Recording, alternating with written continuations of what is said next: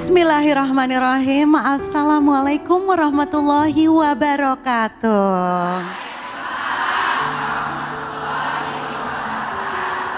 Kita berjumpa lagi di acara kebanggaan kita bersama, kajian hati, tenangkan hatimu. Tentunya bersama Ustadz kebanggaan kita, Masya Allah.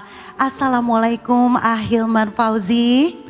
Waalaikumsalam warahmatullahi wabarakatuh. Hari ini kita punya tema. Temanya adalah saat jasad kembali ke tanah, ruh pulang kepadanya untuk berserah. Ini sepertinya kita akan membahas tentang kematian atau kehidupan yang abadi nantinya. Baik, kalau begitu langsung saja kita dengarkan tausiah dari AA. Silakan AA. Bismillahirrahmanirrahim. Assalamualaikum warahmatullahi wabarakatuh.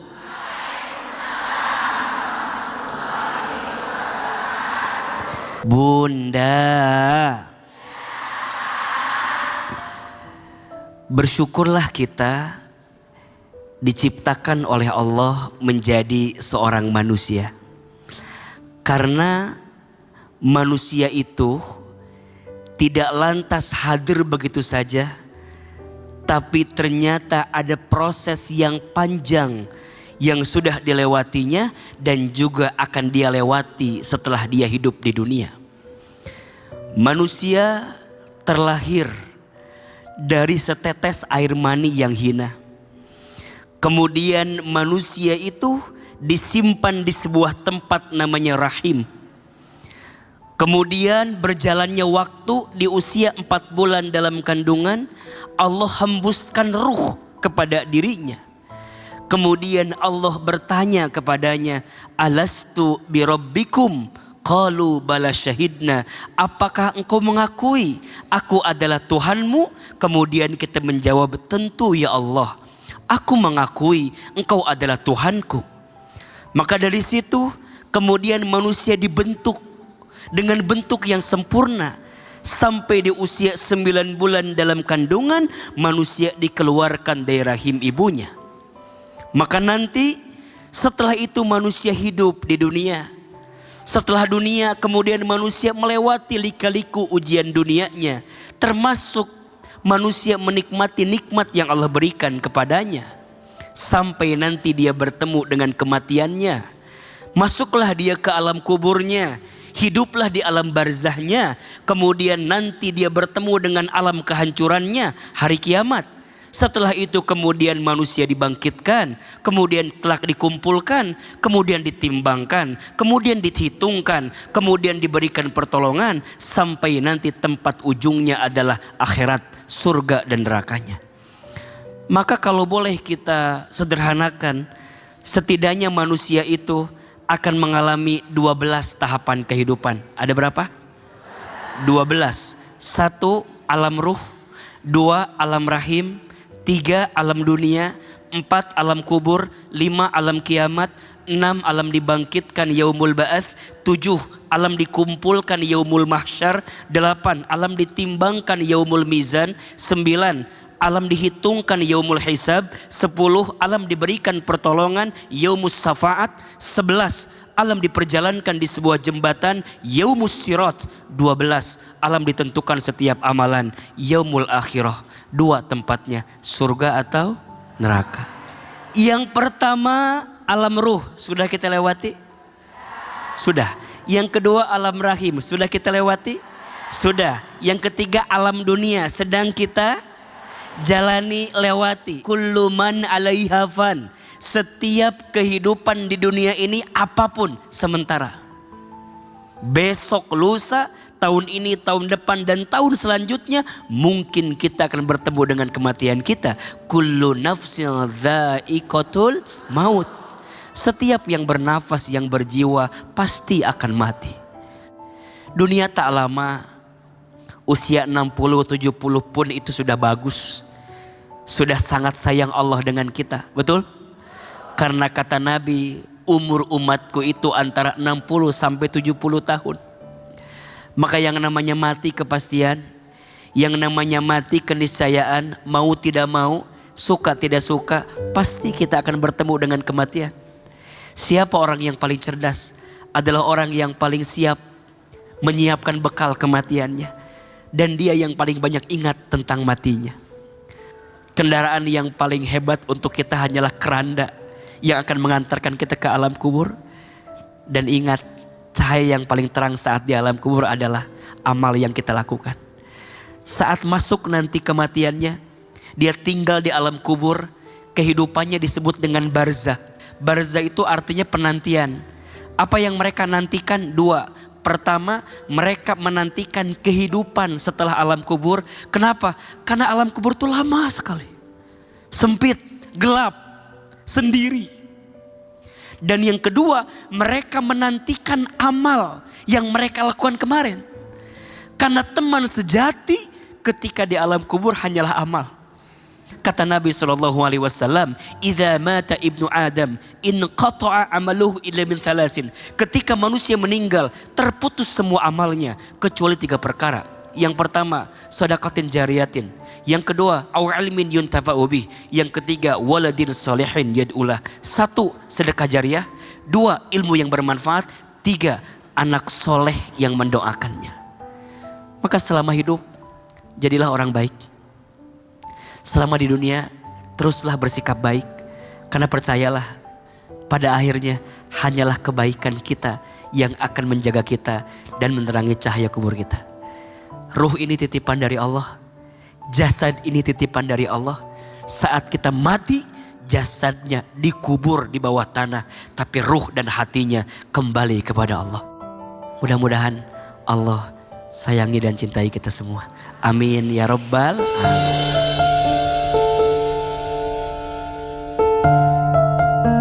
Bunda, kajian hati, tenangkan hatimu. Sekarang di samping kita sudah hadir ada Mbak Natali dan juga Mas Rizal. Assalamualaikum warahmatullahi wabarakatuh. Waalaikumsalam warahmatullahi wabarakatuh. Pak Ustadz, Iya. aku mau sedikit Ada cerita apa ada nih? cerita nih. Tapi memang sebenarnya udah lewat. Oke. Tapi nggak ada salahnya ya aku Buat ambil pelajaran buat ya. ngambil pelajaran. Ini kan Natali datang sama siapa nih, kok agak beda Iya. sekarang? Jadi aku datang sama suamiku yang ganteng. Dulu tuh aku pernah mengalami kayak titik akhir hidup aku gitu. Ketika waktu muda, waktu dulu itu di pernikahan yang pertama itu aku memutuskan untuk menikah dengan cara kawin lari. Jadi itu dulu ada penyesalan gitu yang aku alami. Tapi kenapa ya baru sadarnya tuh ya udah setelah melewati itu gitu. Jadi di situ aku mengecewakan orang tua, terus yang akhirnya kawin lari, terus pernikahan yang gak direstui dan ternyata juga berjalan cuma 2 tahun gitu dan akhirnya bercerai gitu.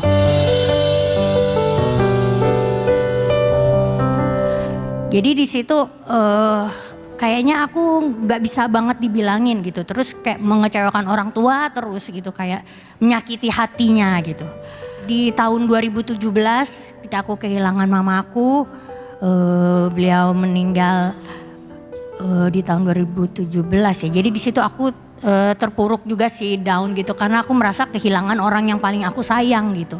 Yang setelah itu juga aku kehilangan kakak sepupu yang biasanya aku cerita gitu, laki-laki. Jadi jadi kayak banyak kehilangan di momen itu gitu. Jadi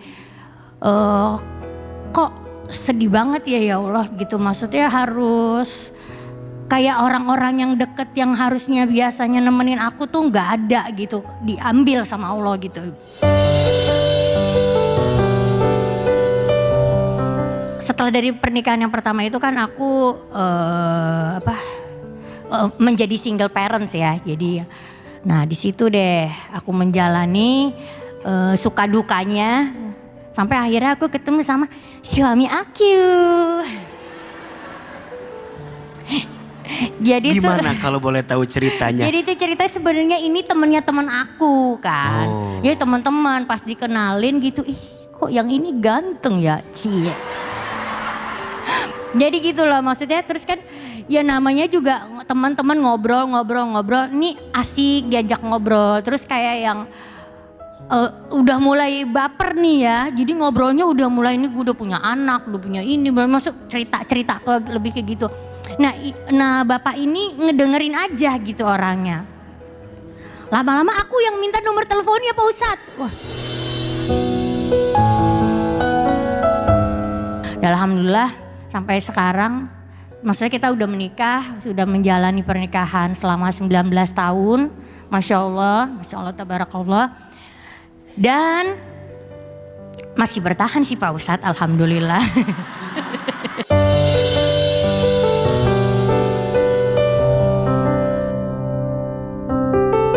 Dari situ ya udah kita merasa cocok dan ya udah deh kayaknya nih jodoh deh gitu. Dan orang tua terus kakak ipar pokoknya seluruh keluarganya baik-baik. Jadi ya apalagi ya yang aku cari, sementara doa-doa aku yang aku minta tuh ketika aku nanti punya pasangan lagi waktu itu, ketika perceraian aku itu, aku cuma minta ya Allah aku dapat pasangan hidup yang baik, keluarganya baik, terus udah nggak ada lagi gitu. Jadi nggak ada yang muluk-muluk minta yang kaya raya banget, enggak sih. Mas Rizal, apa yang membuat tertarik dengan Kak Natali waktu itu? Dengan segala masa lalunya beliau dan ceritanya. Kalau dia kalau selain dilihat dia cantik tuh dia baik banget, Ustaz. Mungkin orang kan selama ini ngelihat dia tuh yang ceriwis, bawel segala macam, tapi dia tuh baik lah, aslinya baik banget. Perhatian. Terus bisa ngambil hati keluarga aku juga. Masya Allah deh, Ustaz. Berarti izin, waktu ketemu juga posisinya Mas Rizal juga sudah pernah menikah sebelumnya? Enggak, saya belum pernah. Oh Pak Ustadz, saya dapat perjakap Pak Ustadz. Tapi kan tentu yang namanya rumah tangga pasti ada lika-likunya. Ada juga titik terendahnya barangkali. Iya. 19 tahun yang sudah dilewati, kalau boleh cerita, apa ujian di rumah tangga yang rasanya berat sekali waktu itu? Kalau sekarang alhamdulillah kita karena gini, jadi pernah ada titik terendah kita di waktu masa pernikahan 5 tahun. Ya kita itu hampir sempat mau pisah, mau bercerai gitu. Jadi ya mungkin karena kita kurang komunikasi, kita masih muda, sibuk masing-masing gitu. Terus kayak pernikahan, oh ternyata cuman gini doang ya. Terus kayak kita sama-sama sibuk terus saling mencurigai gitu.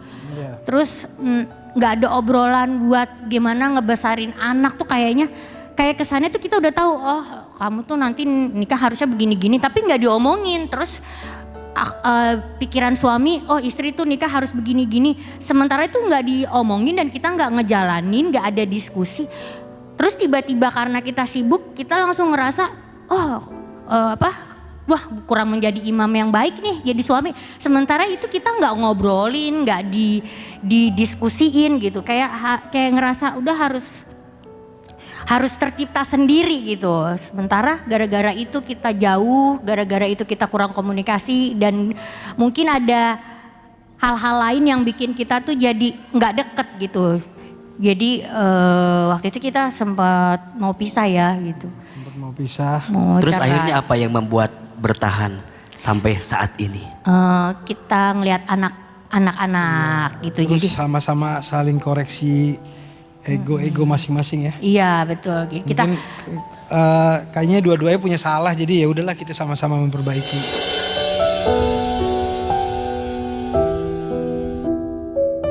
Kalau salah satu di antara kalian harus kembali kepada Allah, apa yang akan kalian hadapi? Mas Rizal barangkali? Kalau dari saya sih kayaknya mendingan saya dulu kali ya, belum bisa. Kalau kehilangan dia juga kayak nggak tahu ya, kayak soalnya kita tuh hampir tiap hari bareng, Ustaz. Kita kemana-mana bareng, sekarang kerja bareng juga kan. Jadi beneran berat sih kalau bayanginnya.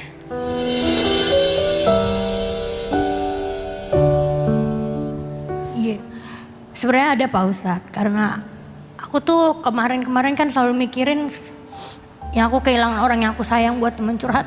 Sampai aku tuh pernah ada doa yang aku panjatkan sama Allah buat, ya Allah tolong jangan ambil suamiku gitu kan. Tolong jaga suamiku baik-baik kemanapun dia berada gitu.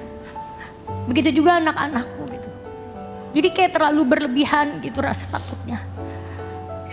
Ya cuman kita balik lagi kan, Allah yang menentukan, Allah yang punya rencana gitu. Kalau ngayalin itu kayaknya Berat ya. berat banget Pak Ustadz. Terima kasih banyak ya udah nemenin hidup aku selama ini ya. Oh, sama-sama Abi, makasih banyak kamu udah mau sayang sama aku. Menjadi teman terbaik dalam hidup aku, pasangan terbaik, udah jadi imam yang baik, ayah yang baik. You are the best. Jadi gini Pak Ustadz, balik lagi ke yang tadi dari doa aku. Sebenarnya boleh nggak sih kita itu meminta lebih sama Allah tentang doa kita, kayak menjaga jangan sampai ambil nyawa orang yang kita sayang gitu, berlebihan gitu, boleh nggak? Setiap doa gitu aja. Terus boleh nggak kita kayak memilih ujian yang kita mau sama Allah, ya Allah ujiannya jangan itu dong, jangan tolong diambil, yang lain aja gitu. Boleh nggak Pak Ustadz sebenarnya?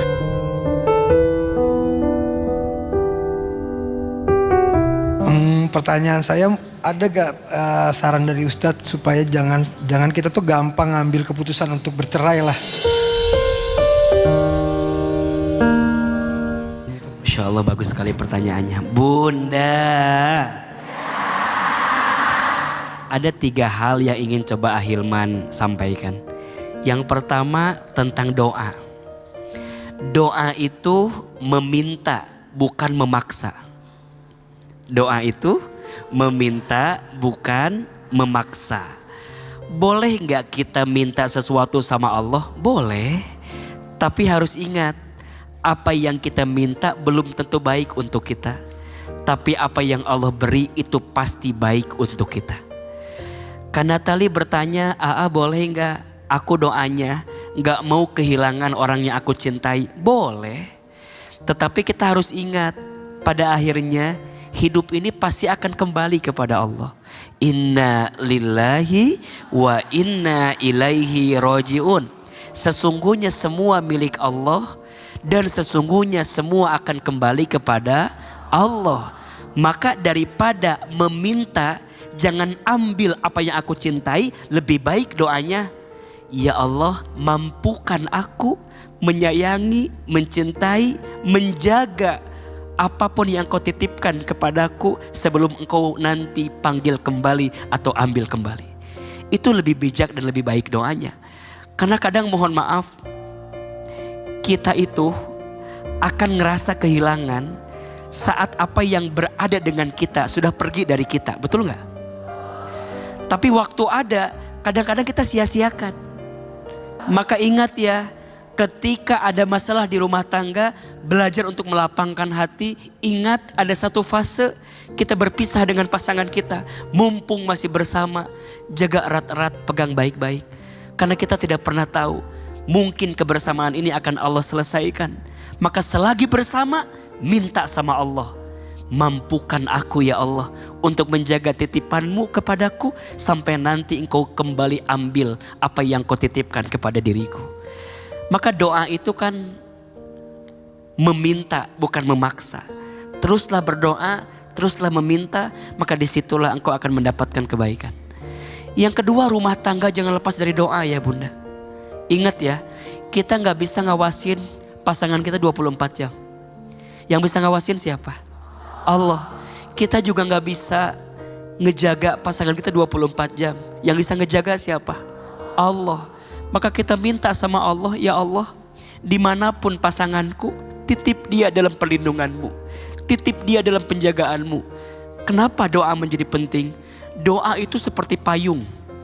Payung itu tidak bisa memberhentikan air hujan, tapi setidaknya payung bisa menjaga tubuhmu agar tidak terkena air hujan.